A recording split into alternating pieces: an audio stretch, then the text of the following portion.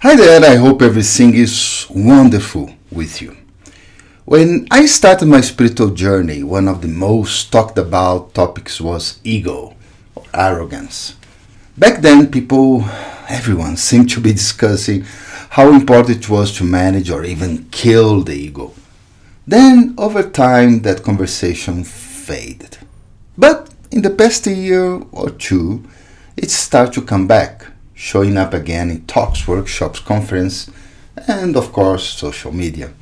And I feel it's time to share my perspective, not to join the trend, but maybe to help prevent ego from becoming just another personal development fashion.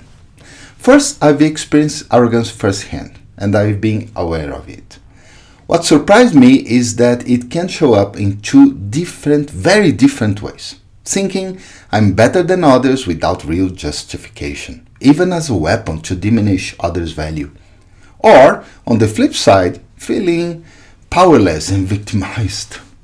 At first glance, they seem like opposites, but actually they are two sides of the same coin.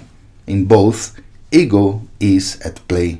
Either shouting, I'm superior, or whispering, look at how bad things are. In both cases, ego wants attention, high or low. The message is the same. I'm the most important person here. Second, I don't see ego as an enemy. Sure, spiritual traditions like the Brahma Kumaris talk about reaching an egoless stage. And yes, that's a powerful ideal. But it takes time, effort, and deep inner work. I remember that Prakashmani, then head of the Brahma Kumaris, once she spoke on this topic. She didn't lecture. She humbly asked the group, how do we conquer ego? That humility stayed with me. Instead of fighting ego, maybe we can cultivate what I call a positive ego, a healthy self-identity rooted in self-respect and in caring for others. Then things like looks, status, talents, things that usually feed arrogance, then they don't matter anymore. You start living selflessly. Third, if we want to overcome ego or arrogance, maybe the solution isn't to fight it. Why? Because fighting means resistance. And resistance often creates more tension, more resistance. Instead, build resilience. We become stronger from inside.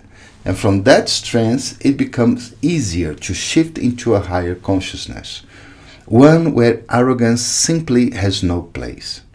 The people I've met who seem to have truly transcended ego, like Dadi Prakashmani, didn't do it by force. They transformed themselves gradually. They lived in deep soul-consciousness, beyond the material world. They embodied the saying, we are not human beings having a spiritual experience. We are spiritual beings having a human experience. They didn't live from arrogance. They lived from self-esteem. So I hope that's okay for you. What do you think about that? Write your comment and see you next week. Bye-bye.